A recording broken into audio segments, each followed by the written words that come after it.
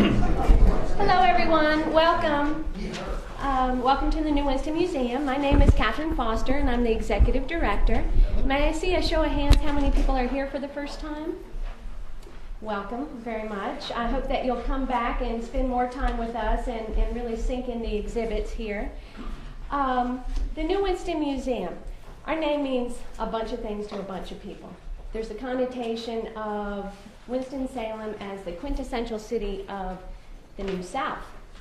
There's a new Winston, a new way of doing museums. You see that our exhibits aren't your traditional museum fare, and we're hoping to evolve in that through digital exhibits and whatnot. But also, it's a play of our neighbors at Old Salem. So they tell that story, and we start in about 1849 when Forsyth County was incorporated.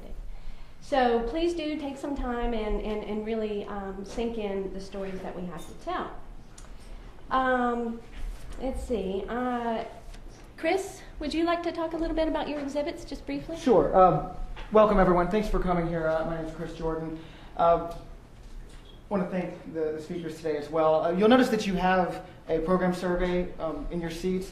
We'd really love if you tell us what you think about the program today, and any suggestions you may have. Please put them on the front, or if you need more space, right on the back, maybe even your contact information if you want to stay in contact with us. We'll be doing a raffle at the end of the talk, so if you have your contact information and put it in the red basket on the back, you'll be entered to win, so to speak.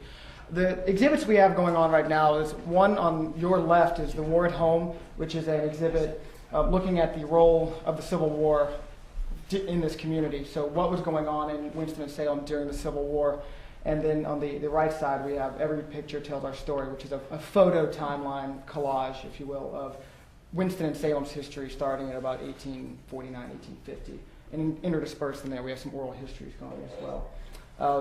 If you have any questions, we'll be around after the talk. Please come see me or Catherine and whoever else is able to stick around.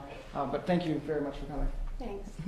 So two things. Please do fill out the information so that we can include you on our email newsletter. We only do about 2 a month, so as not to overload you. But we will be premiering a new membership program in March, and we'd love for you to help be a part of this investment in our community museum. So and also I wanted to have a quick little shout out. Mr. Haynes, would you please stand up briefly? This is Jerry Haynes, and he is our featured artist in the gallery in the smaller room. And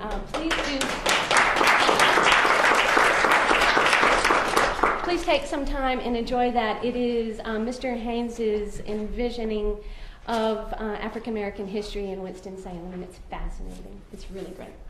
So I'm going to introduce our moderator today. Mike Wakeford is a faculty member with the Division of Liberal Arts at the University of North Carolina School of the Arts, where he has taught courses in United States history and humanities since 2007. He is currently completing his doctoral work in United States history at the University of Chicago with a forthcoming dissertation titled The Aesthetic Republic, Arts Education in the Cultural Imagination and American Thought, 1900-1960. That's heady. Good stuff. At UNCSA, he is the founder and co-director of ArtSTEM, a program aimed at fostering teaching and learning across the arts, humanities, and STEM disciplines. He's also currently helping to coordinate This School, This City, a partnership between UNCSA and the New Winston Museum, a season exhibition and programming that will begin at New Winston Museum in September of 2014. We're so excited about this. It's inspired by the 50th anniversary of the School of the Arts, and it will focus on the illumination and strengthening of the past, present, and future of UNCSA in this city. So we're very excited. He's a Yankee transplant. He's Boston-born, Chapel Hill bred, and now lives in Washington Park. His beautiful wife, Leslie, is with us as well.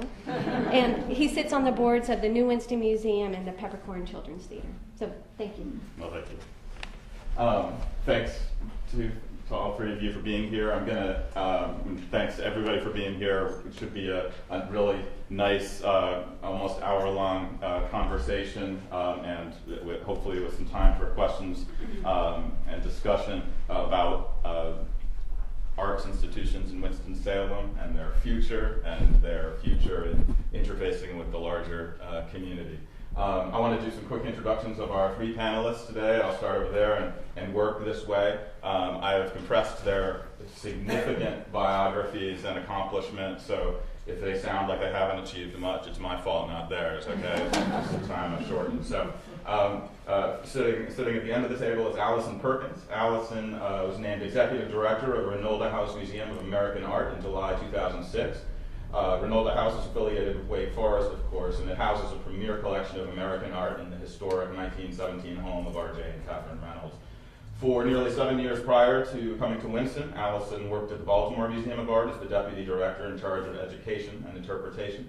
Throughout her 25-year career in art museums, Allison has established a strong reputation for collaboration with both colleges and universities and with sister arts organizations. She received her BA in art history from Lake Forest College and did graduate work in art history at the University of Chicago. Go Myrna. She is a 2005 graduate of the Museum Leadership Institute, an executive training program offered for senior level museum professionals at the Getty Center in Los Angeles. Mark Leach is executive director of Southeastern Center for Contemporary Art, or SECA, as most of us know it, in Winston. He is formerly the founding director of the Mint Museum of Craft and Design in Charlotte, correct? There he also held the post of chief curator. Mark's a graduate of the Getty Leadership Institute for Museum Management. He received a BA in studio ceramics from Arkansas Little Rock and graduated from Harvard with a Master's of Education specializing in 20th century art and nonprofit administration. He's held curatorial posts in contemporary art across the country. He's taught, lectured, moderated panels, and published articles in a range of scholarly and trade publications, as well as authoring a variety of texts. Thanks, Mark. And Corey Madden is Executive Director of the Thomas S. Kenan Institute for the Arts, just up the hill. She arrived in that position just a few short months ago. Corey brings 30 years of creative leadership in the performing and visual arts to this position. In addition, she's an award-winning writer and director in theater and film, and the founding of L'Atelier Arts, which creates multidisciplinary and site-specific projects around the world. Corey is an alumnus of the drama school at UNCSA. She received her undergrad degree at UNC Chapel Hill, has a master's in creative writing and a certificate in screenwriting from University of Southern California School of Cinema. Corey's career has reflected her passion for cross-disciplinary and collaborative work. Recent projects, and this is truly just a few of the many, include Rain After Ash, commissioned and presented as part of Pasadena Arts Council's A by S Festival, and Suzanne Lacey's 3 Weeks in January for the Getty Pacific Standard Time Performance and Public Art Festival, and I could go on. So again, welcome the three of you. Thank you for being here and sharing your time. I have a list of questions that I know you all in an earlier moment of chatting help think about to make sure that we got right to the good stuff in this conversation. So I will ask the first question and then let each of you answer away and just let it fly. If I need to briefly interrupt, at some point I will. But for the most part, let's just hear from you. And I'm sure you all don't. I'm sure if there's a question in the audience, you won't be angry if somebody raises their hand and gets our attention. So first question, and I think this is a way of asking you to also just tell people your own sense of the profile of your institution. How do you view the role of each of your respective institutions? And how do you view the role of your institution, your specific institution? And then more broadly, how you think about the role of arts institutions generally in our community? Whoever wants to go first. I'll start.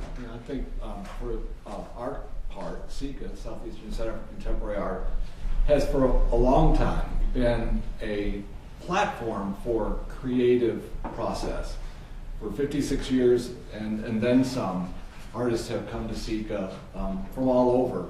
First, principally here in Winston-Salem and the surrounding area. But as the mission grew and support in the community grew, the Art Center began to really undertake some very ambitious programs. I could name a number of them, but I think foremost among them was the awards in the visual arts. And in that particular series, it was just amazing for me, because I want to speak now not as the director, but as a young curator working at the Kohler Art Center in Wisconsin. I became aware of AVA And it was one of the first major programs nationally that really helped me understand more broadly what kind of work was being done nationally. And as you probably can imagine, a curator is only as good as what they know, what they see, and how they absorb that information, and then try to triangulate, pinpoint, and make new comments and contributions based on that synergy and synthesis of information. So for me, SECA has always been one of those milestone signposts in contemporary activity, and I'm really proud now to be with a remarkable team of staff who are distinguishing the Art Center and their own careers in many ways. And I would say SECA is a laboratory. You know, it's sort of like the place you go when you really want to be exposed to something completely new. And today we don't like that an awful lot. We like to feel that we're in a familiar environment. I think oftentimes we find ourselves drawing comfort from familiar things. I know I do, and that's sort of like the antithesis of who we are as an organization. But I often find that it's much like one might think of the process of going to a river and learning the aquatic system and the entomology. And if you're a fly fisherman or fly fishing person, believe it or not, it's a really remarkable journey. You have to imagine what's underneath. You can read books, you can study texts, and you can watch, today, films and videos. But really, it really is based on your own knowledge and your experience. And so it doesn't matter where you are, where you step into a stream, and I'm talking now about the visual stream, the visual realm, you have a certain body of knowledge and experience that you can use to navigate and to basically understand who we are and what we make of one another, and what we make of who we are as a people on the globe. And that's really where SECA enters the conversation. It's really an opportunity for you to begin to see through any artist's perspective, and really an artist is a human being, just like the rest of us. And we've been, in some ways, I think one of our greatest liabilities as a people is that we've been taught to think of art as something other. It's not who we are. It's not that each of us has a unique creative contribution that we can make, and therefore we can be in and among creative dialogue in whatever form it takes. So SECA gives us all an opportunity to reimagine ourselves and to really dive deep into the creative process and see it through the lens of an artist or a series of artists who our curators bring together to look more deeply at an idea that's being expressed across our culture or across the globe. So I'll leave it there and we can continue on. I'm going to talk about two institutions, UNCSA, of course, and then also the Kenan Institute for the Arts. One of the things that I'm new in returning to the School of the Arts, I was here in the 1970s, and I've been on the board of the Kenan Institute as a volunteer for some years and was on the visitors board, but I haven't lived in Winston-Salem until recently. And one of the things that I really have been impressed by about North Carolina, and particularly about Winston-Salem, is that it's a place where cultural institutions have actually changed the ecology of the town. I think it's one of the most important things about Winston-Salem and why Winston-Salem is such a unique and important city in America. Not only was Wake Forest brought here by the Reynolds family, but the School of the Arts was also brought here by the community. It's a great example of how powerful the community is in this town. And rather than this town being known as a center of religious freedom or even an industrial center, which are some of its stories from the past, it's actually now branded the City of Arts and Innovation, which goes to show you sort of the impact that making that cultural decision has had on this town. And I think that that's one of the things that our institutions do. They are collective ideas embraced by a group of people that can change the ecology, the intellectual tone, the politics, the vision of a group of people. And when people spend time in them, when they are engaged in them, they are incredible engines of that kind of transformation. And so for me to sit in a brand new museum that was described to us as this wonderful, different kind of idea of a new Winston, I get very excited because I think, oh yeah, that's what we are all about, right? Right now, we're about a new Winston. We're about an arts and innovation city. That's what the Kenan Institute is about. So UNCSA was a transformational idea that is still going on today. Anytime you walk into that building, you can have your life changed by seeing someone working on a wig, someone working on dance, someone aspiring to do something. You can't really predict what's going to happen to any of those kids, but they're starting a journey artistically, and they're starting a journey as citizens. The Kenan Institute is particularly interested in trying to look at that innovation, those mechanisms that make the arts touch the rest of society. That's what I'm the most interested in. What are the connector points? And it's very personal for me as an artist, because as an artist, I ultimately started in the theater but went beyond it, and really got interested in the touch points between the fields and between where the arts touches intellectual activity, where the arts touches medicine, where the arts touches technology, where the arts touches service. So I'm trying to kind of treat being the executive director in a somewhat hybrid way, which is not just as a leader administratively, but as an artist, a thinker, a creative thinker, about where can the arts go in the next 50 years? And how does that connect to the new idea about what Winston-Salem is? Can Winston-Salem potentially be a nexus in the culture? Can we make a difference? Can we show what a small town that's devoted and believes in the arts do with that idea, with those ideas? And I got so excited to meet terrific leaders who are here, who I think share some of the same feelings, and that we think, wow, what if we all got together? Could we do something really powerful that would be good for the society, not just for the arts? Well, at Reynolda, I'd like to describe it as a place that is inextricably woven into the fabric of our history, but the threads of that fabric also reach out and pull the community in. And in that way, I think what we're reflecting as an institution is a kind of dynamic change process that has occurred over the last 100 years.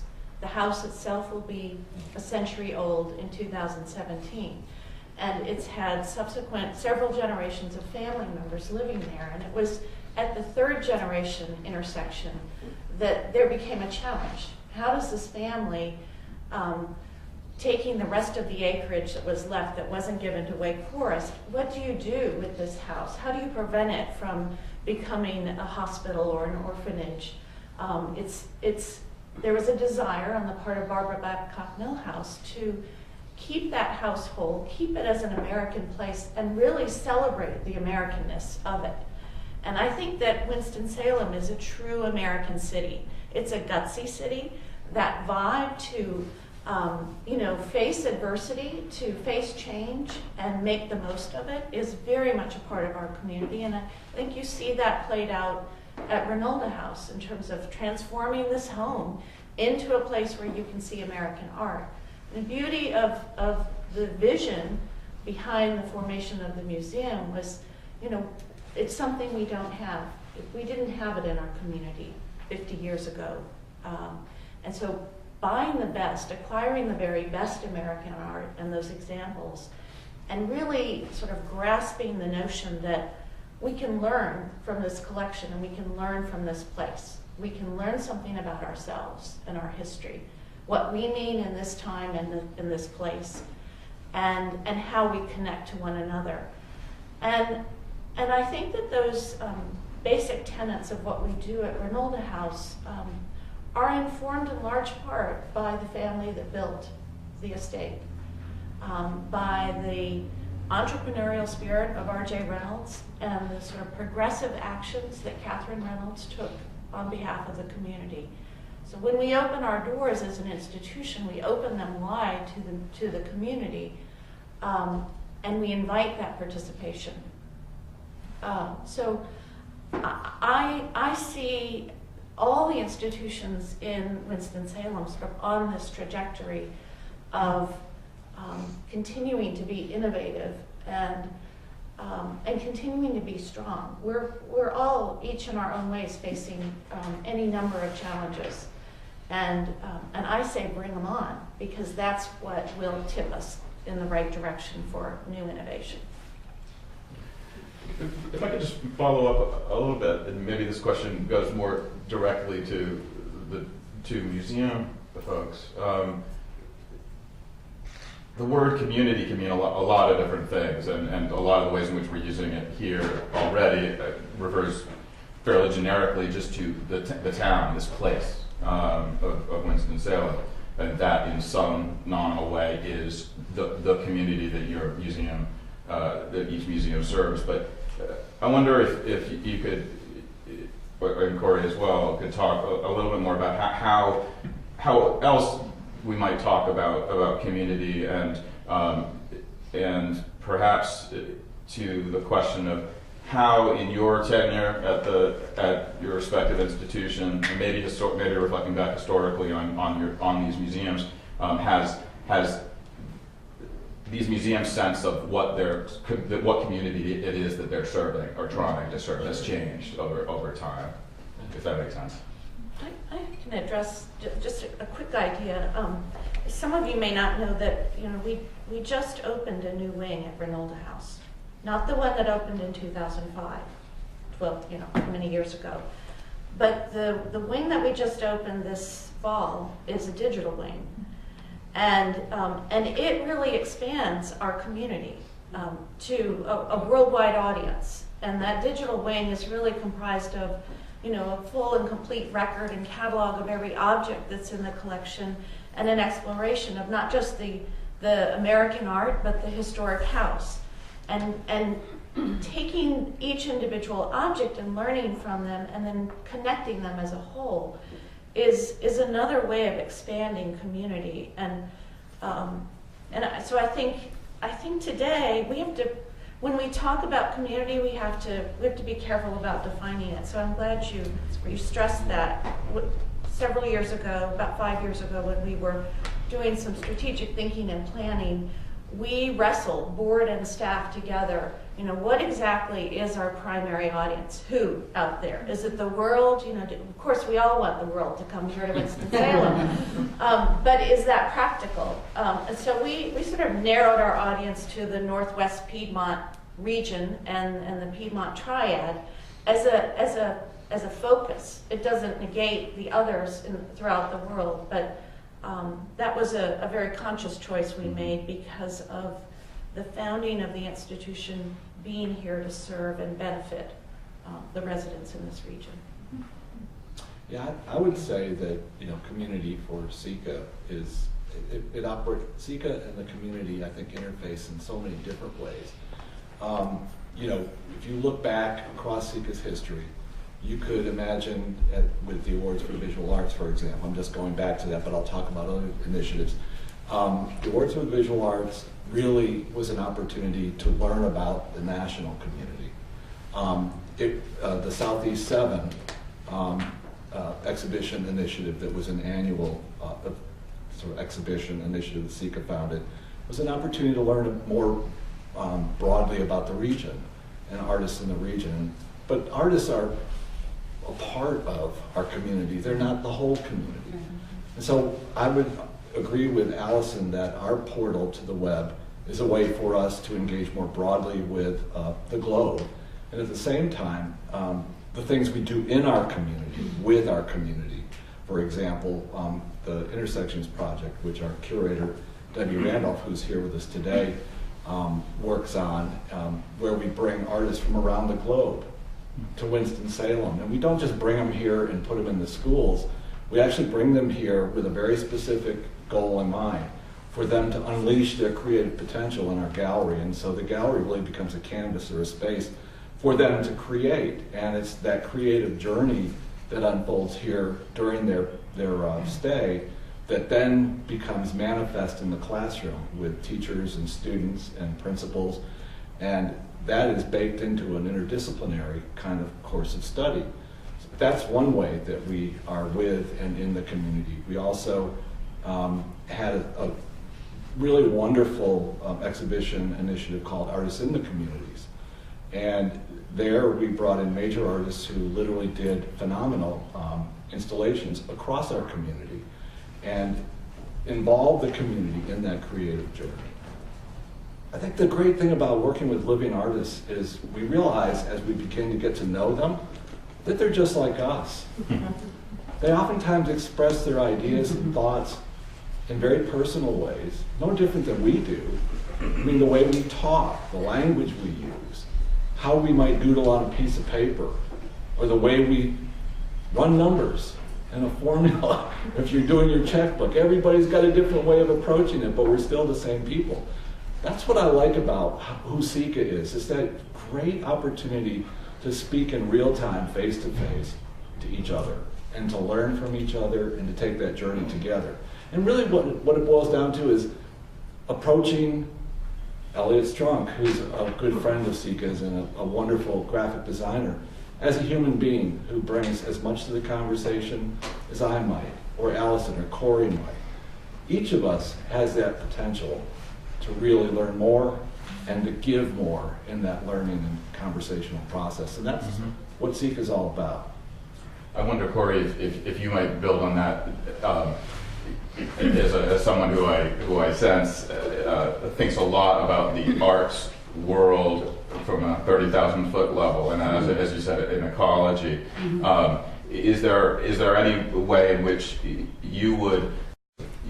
think the arts generally, if there is such a thing as the arts generally, should be rethinking the notion of community, or should be active in reformulating for themselves, for the arts themselves, and for society generally, the very notion of community? Well, I think the arts really are in the midst of rethinking themselves, and at this moment, and I think you probably feel it in this room. You probably feel it yourself as someone who engages in one way or another artistically. And there are some times where it feels more intense and vibrant than others. I mean, I've had a 30-year career, and I would say right now is actually, to me, feels like an extraordinarily vibrant moment when the arts are really rethinking community. Yeah. And I think that does have to do with the web, which has, I think, done something to us in terms of, I talk about it as the inner journey and the outer journey. You know, I did this piece that I did at the Pacific Asia Museum. It was installed in a museum, and it was a live and media experience that you took. And you could take it by listening, you could take it by looking, and you could take it by actually moving through the museum and thinking. And there were multiple streams of stories. And I think what that reflected was, for me, an actual experience that I had, which was of falling down the rabbit hole of a story on the web.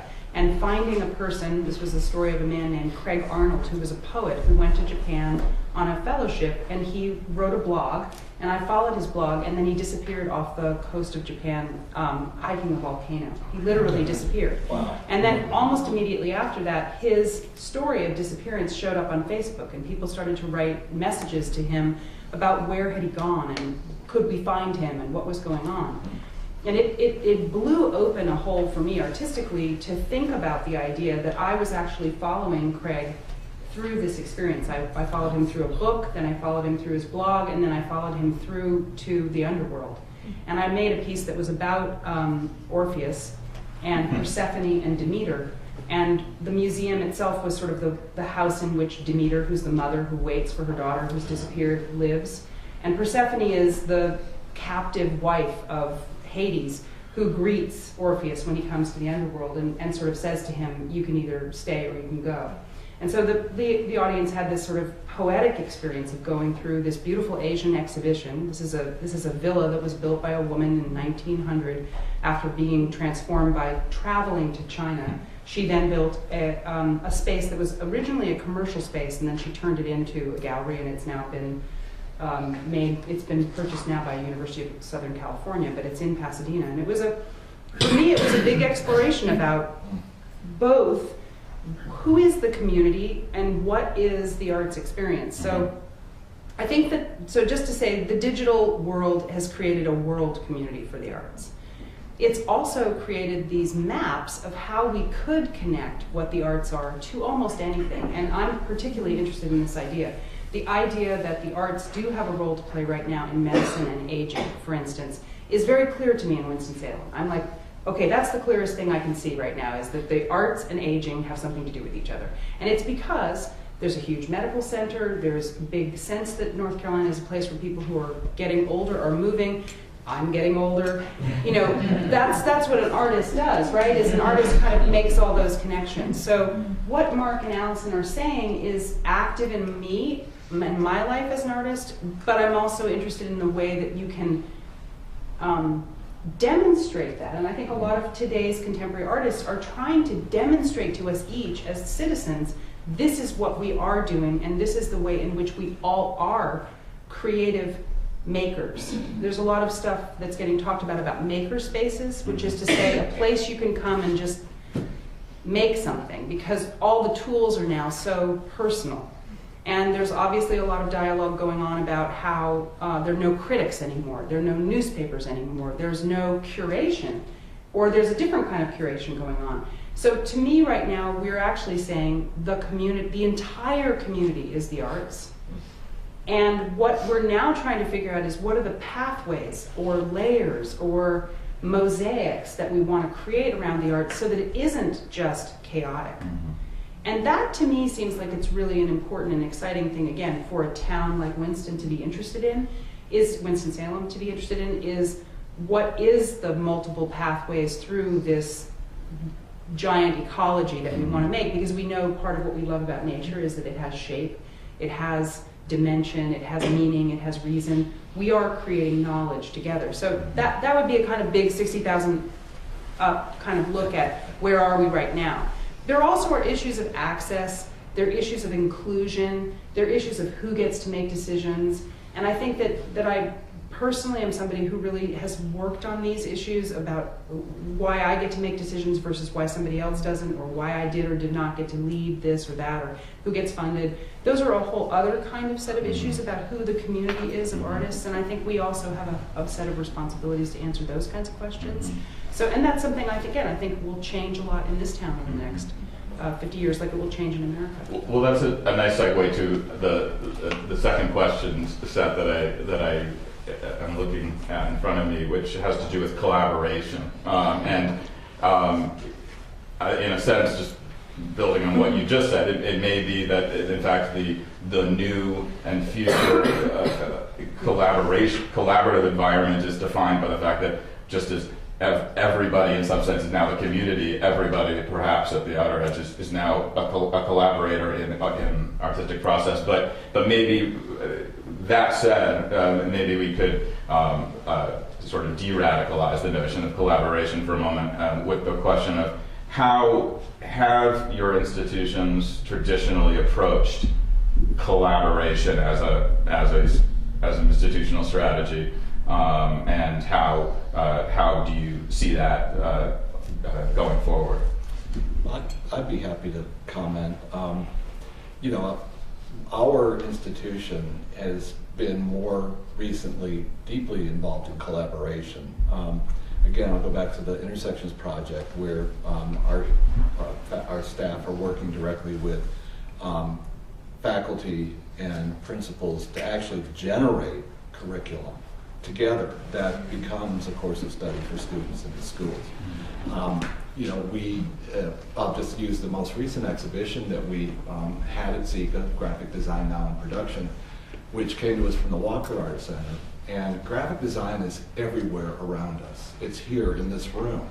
It's on your cell phone, it's on your tablet, it's in the newspaper, magazines, televisions, you name it. We live and breathe graphic design every day.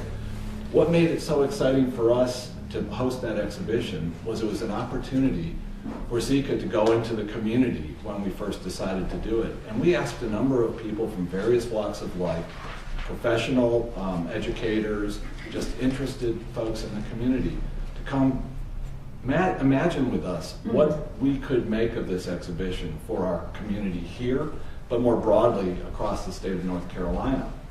And I have to also say that, you know, because the Southeastern Center for Contemporary Art is a part of the state of North Carolina's Department of Cultural Resources, we have a more broad mandate than serving just Forsyth County, though that's where our home is.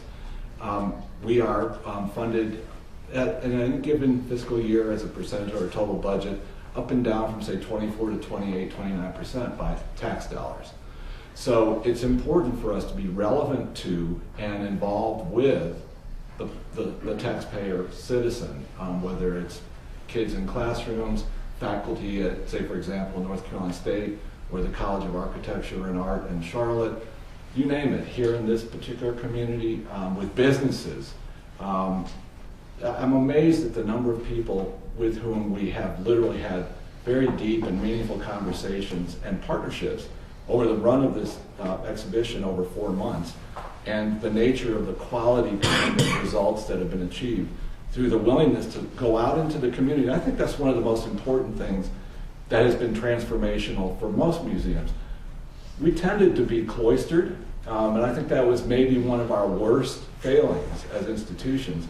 We always thought that we were the game in town and the public had to come to us.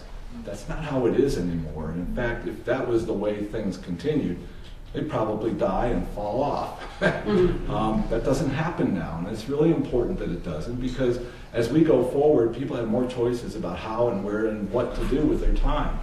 And so going into the community and having meaningful conversations, delivering value that cuts across a variety of different kinds of interest is critical. And so, you know, those are really, I think, important ways in which SECA has evolved over the time that it has become part of the state of North Carolina. I think it's important to think about, you know, what does a collaboration mean? I think it really, to define it, it's where both parties come together, and sometimes they each get a different reward or a different return, but together you create something that is dispersed or given as a gift to the community. And there are a lot, you know, I think a really good collaboration cannot come without its risks. And there are negotiating that, you know, there are negotiations that need to go on. So it's a dance sometimes, it's a struggle, it's messy. But through that mess, you come out with something better, and you learn. I mean, by all means, I think the best collaborations are those in which you learn. So, and I think that we have a community of, you know, the arts partners across Winston-Salem, and our funders and leaders, our board members, our participants, are all asking each of us to collaborate, like, because they like us so much. They say, oh, well, you ought to get together with the School of the Arts and do something. And I think that we will see more and more of that, but it requires more time to collaborate. So it means you're going to spend less time doing something else, which is probably a good thing, because the benefit out there is for all of you. But I've also been reflecting on the kinds of collaborations that are taking place out of necessity for institutions, and I'll speak specifically about museums. Mark, you mentioned SECA being part of the Department of Cultural Resources. Reynolds House became part of Wake Forest 12 years ago.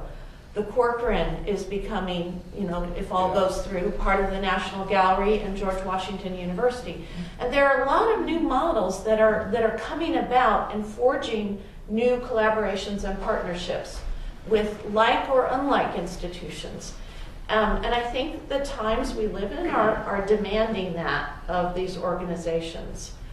So I think it's a very rich and important time for us to be witnessing right now. I think it also calls for collaborations internally. I have looked to my staff, and I'm asking all of us to reflect differently on our programs, and to actually take time to reflect and to acknowledge where we may have encountered a failure and blow that up, like really pick it apart and learn from it, so that the human intersection that goes on day to day within the confines of Reynolds House, we're trying to change that up so that we're in a better state of readiness for the changes that come from outside the museum. And I think, so I thought about collaboration inside and even inside of our own heads. If we, you know, I'm sure you have those dialogues, you know, on each side of your brain that make you wonder, where am I going? But I think that's all a part of also institutions expressing that, or acknowledging that our visitors and our participants are not empty vessels waiting for us to fill their heads. They come, our participants and our audiences come with a rich and full set of life experiences. And I see my job as a leader is to tap those experiences and connect them in very meaningful and educational ways through the resources that we have at Reynolds or SICA or the Kenan Institute and School of the Arts. I would just say that the Kenan Institute for the Arts in particular is really interested in collaboration, and part of what I'm doing the first year that I'm here is really trying to listen for where are there areas where we could make a difference, because we do create projects and fund some of those, and look for partners. We're definitely looking for collaboration financially. We like to always be in a situation where we're leveraging what we have with something else from someone else. But what I really resonate with what Allison is saying about looking for new ways to think about collaboration. I personally, maybe because of the job that I'm in, am really trying to hear for what is new about collaboration. In my fields, in the worlds of the arts, there's still a lot of work just to do just to get fields to think with each other. And in the sciences, you're hearing this a lot. 25 years ago, the sciences were sort of saying we're super siloed and we're running into the edge of where one person's discipline can actually even think about the kind of opportunity that's out here. So they're now putting all these disciplines together and thinking a lot more about how can you have somebody who's actually training in 3 different areas: chemistry, paleo, biology, blah, blah, blah. The arts are definitely, the performing arts and the media arts are, as the practitioner group of people, are definitely thinking about this. The visual arts are ahead of us, I think, in some ways, because they've really, many visual artists are working as performative artists. They're digital and they're they're making 2-dimensional work. There's just a lot of really interesting conversation. But then there is this thing in your mind. The idea of what do we mean by the word collaboration might be also an area where we would be thinking about, or what do we mean by institutional collaboration? What does that really mean? I think a lot about the biggest ideas, which is to say, are museums and performance needing to collaborate much more together? What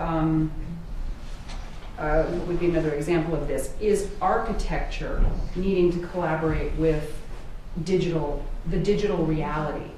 These are humongous questions that will result in the kind of innovation that I think that, again, Winston is interested in thinking itself into a future. How did the machine age create America?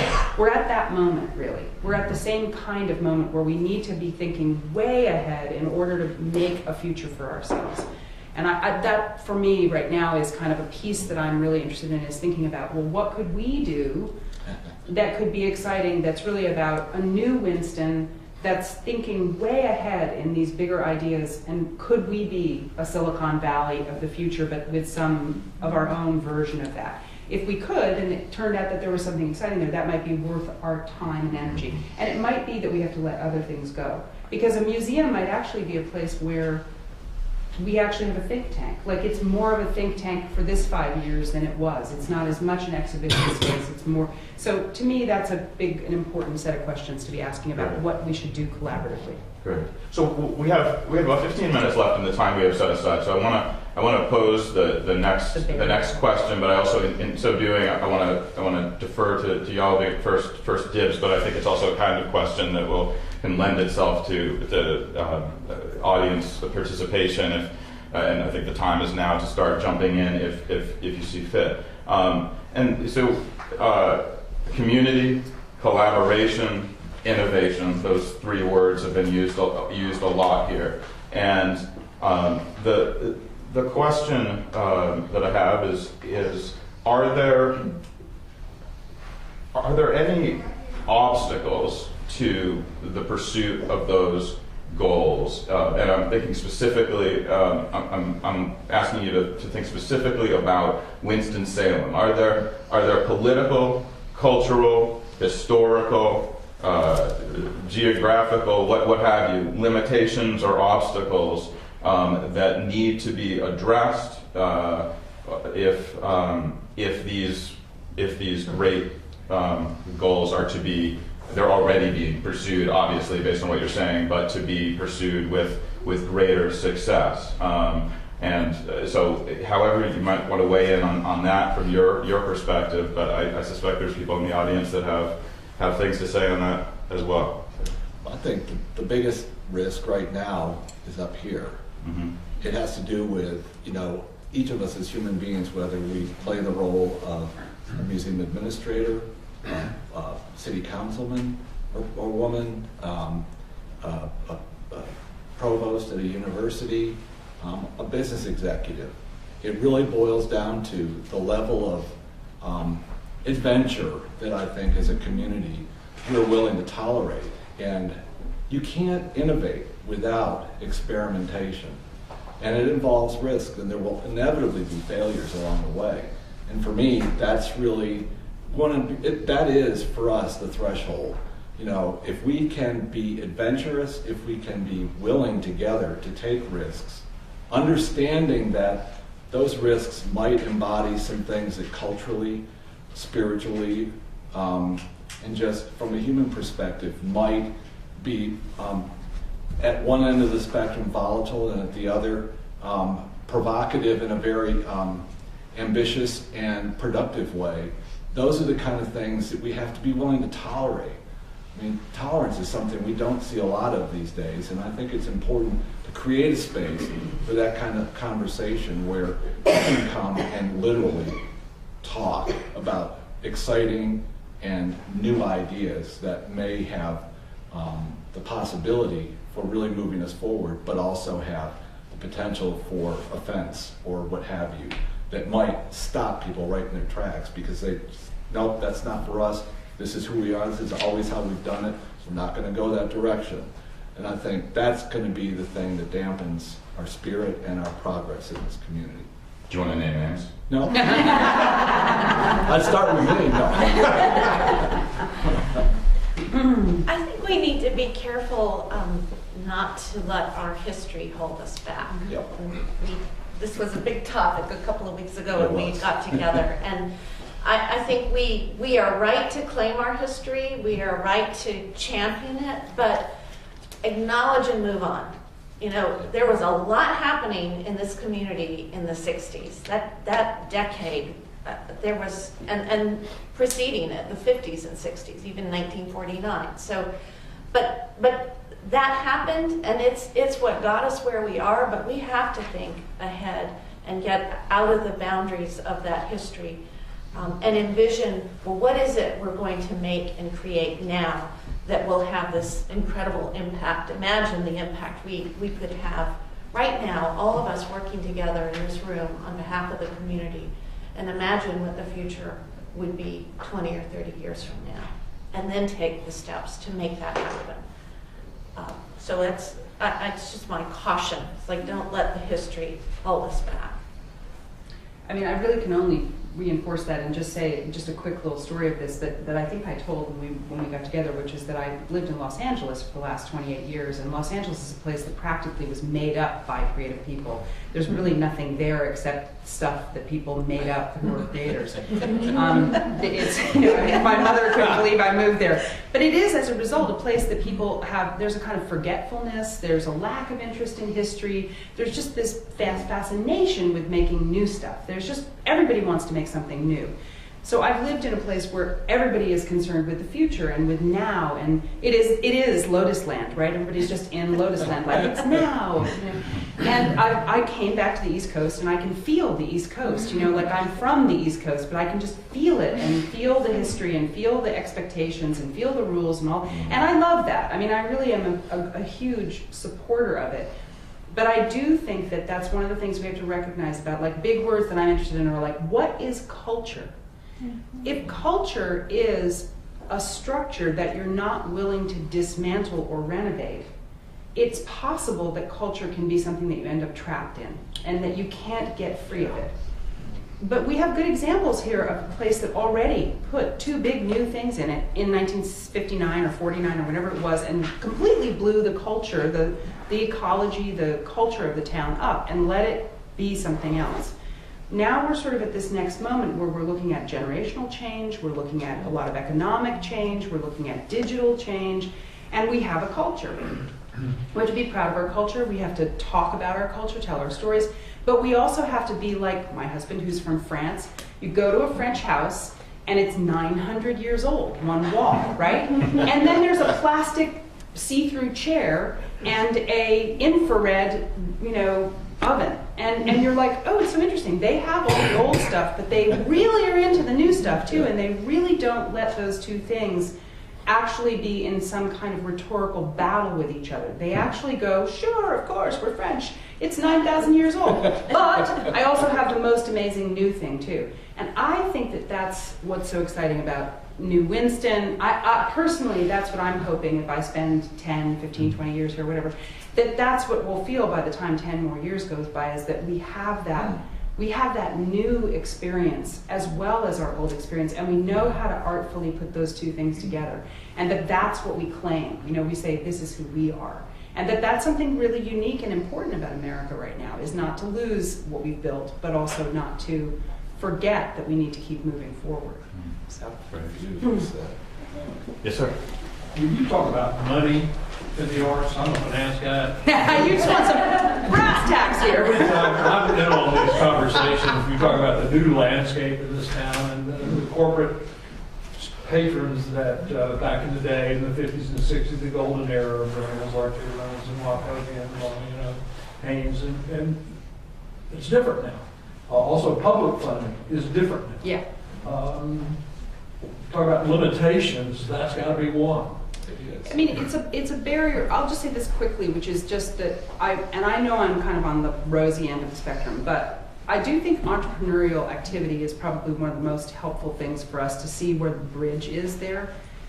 In business, there is risk, and there's investment, and there's long-term, growth. Meaning there can be years where a business doesn't make any money, but ultimately it will make money.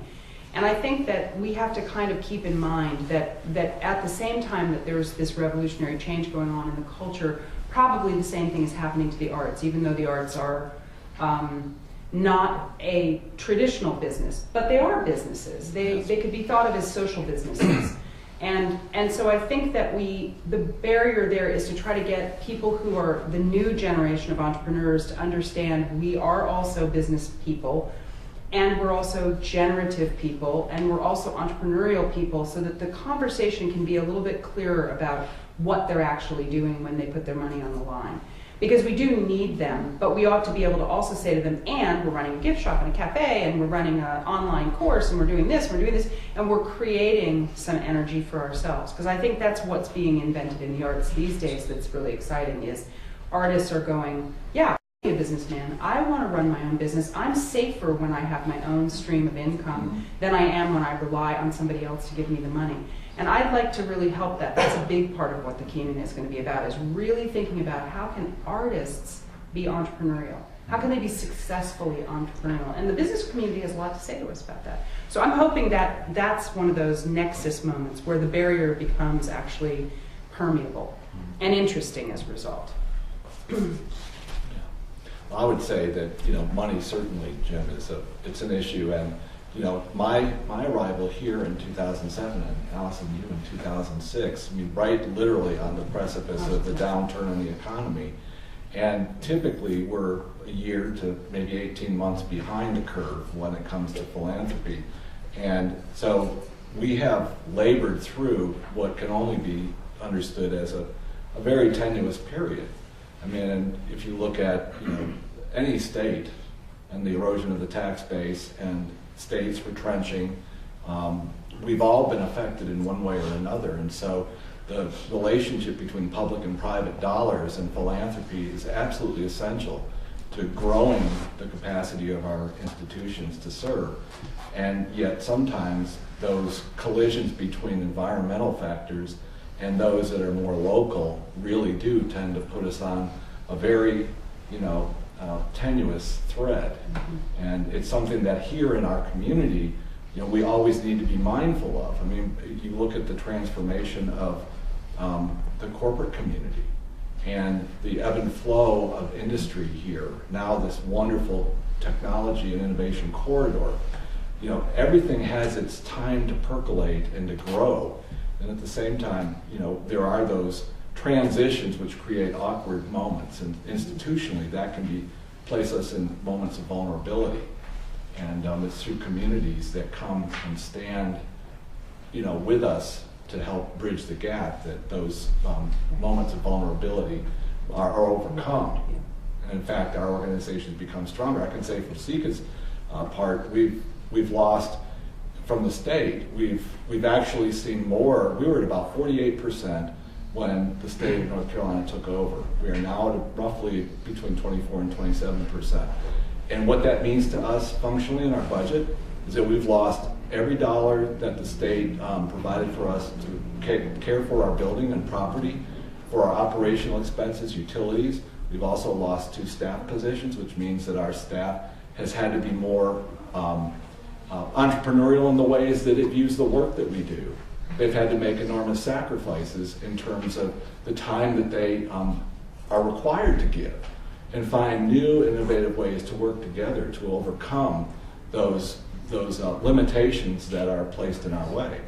I mean, it's been a fascinating period for us at SECA, and we've really, I think, found ways to do more with less, but there's a huge cost that comes with that, and the burden that I can say for sure is borne most by the staff. We have enormously creative individuals in our community who serve and lead organizations, and through this period, every one of us, and I include all of our cultural affiliates, has been required to do more with less, and it's hurt. It has truly hurt our capability, and yet you still see remarkable results around the community. We maybe have time for one more quick, there we go. And going back to your thing about getting past our history and moving on, see, the thing is, our history's never really been told.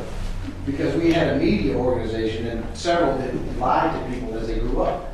So you had people now in their 60s, 70s, who actually, I've talked to people last year, for instance, when the Black Panthers market was dedicated, you had people making complaints based on the stuff they had read in the Winston-Salem Journal in the 1960s and 70s when it was being used as a propaganda arm to control the people. Same thing they did to Local 22 in the 1940s. We haven't gotten over our history. Mr. Haynes will tell you, I did a story last year about the revaluation. We have the scars of segregation. We have scars of segregation still live here because last year, property values in East Winston took as much as 80% hits. We're not over our history. The damage is still being done. I stood in a parking lot yesterday in East Winston at a an apartment complex where the people had all their powers now cut off because a guy owns it in Australia.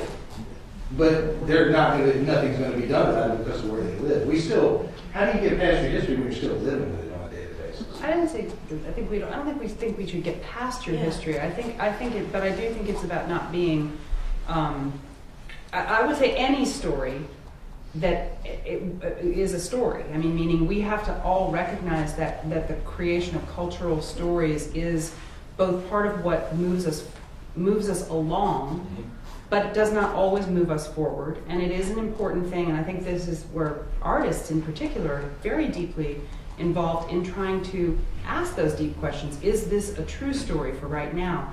Should this story be retold? Do we need to do that? I think that that's part of the value of the arts, actually. So, and clearly it's part of the value of museums. I mean, I don't know any museum that hasn't made really deep efforts to try to continue the path of history, which is constantly revising itself. Stories have to be revised. We have to accept that that's part of how history gets made. History is filled with stories which are told to control and protect at certain moments, and then they need to be told in a different way. That's the work of a cultural worker, is to work on that. So I'm with you on that one, and I think we all are. Yeah. Absolutely. Peel back the layers and reveal, more and more truths, so to speak, or more and more stories. And that's never ending. All right, one more question. Just one quick thing about the intersection of the old and the new, the creativity, also breaking down barriers of people not understanding why art is important in this way. Almost everybody in this room would be too young to know this one that happened with artists and community at SECA, and that includes our panel because they weren't here. And it wasn't that long ago, but a wonderful African-American artist named Fred Wilson came from New York for Artists and Community. He went to the schools, he went all over. He went to St. Philip's Church to do a site-specific. Yes. And people were asking, what in the world do you have an artist coming from New York to go to Old Salem to an excavation at St. Philip's Church? What does this have to do with anything? Well, it was just fabulous. People came in droves to St. Philip's and went in and saw this incredible excavation where they could look through a lucite thing on the floor and see the graves, people under. Anyway, a few people got it, not everybody got it, but it was, at the time, it seemed like a tremendous risk and this great, odd kind of thing to do, and now it wouldn't seem that way at all. But it was hard to convince people that that was a worthwhile thing to do, but that was the oldest part of our community with the newest. Then Fred Wilson went to the Biennale as the American artist that year, and here he had been in Winston-Salem. That wasn't lost on people in other cities. That was very broadly. That's just an example of the collaborative spirit. I want to be sensitive to our panelists' time, so we need to bring this to a close. Although people should feel free to linger and talk as they can. Before I ask you to give a big thanks to our panelists, I want to mention two things quickly. One, if you didn't notice on the way in, I just want to let you know that a new addition to the arts community in recent months is parked out in the parking lot when you leave. If you're wondering why there's a mysterious white van with a red aproned lady in the doorway, I'm looking at it right now. That's Bibi Coyne with studio supplies, the Van Gogh of sorts, I think she sometimes calls it, filled with art supplies that she sells there and in regular places around town on a weekly basis. So peek your head in there and see it and meet Bibi. She'll be glad to see you. The other, I want to exploit my role of getting the last word and point out to you. I didn't bring enough of these, but in every other seat or so, you may have found a slip of paper with a funky-looking URL on it and a plea for you to take a survey called the This School, This City Historical Survey of the UNCSA Community. That is a piece of an ongoing project that will culminate here starting in September 2014, an exhibition and season of programming called This School, This City, which will be exploring in a broad and multivalent way the history of the School of the Arts, its now 50-year history, and this city. That I would love for every single one of you to fill that survey out, and nobody should feel like they shouldn't fill it out, because we want community voices. The fact that you are here within a stone's throw off that campus is qualification enough. Your life has in one way or the other been affected. You have now sat in the presence of Corey Madden and me. Your life has been affected by the School of the Arts. So you should fill it out. And I want to point out too that one of the truly founding generation of the School of the Arts, Tom Lambeth, is sitting right back here in a red sweater. He was there when the idea was crystallized for the first time by Terry Sanford, Johnny Illy, and others, and he helped to make it happen. So thank you. And he took the survey. So please help me give a big old thanks to our panelists, and it's been great.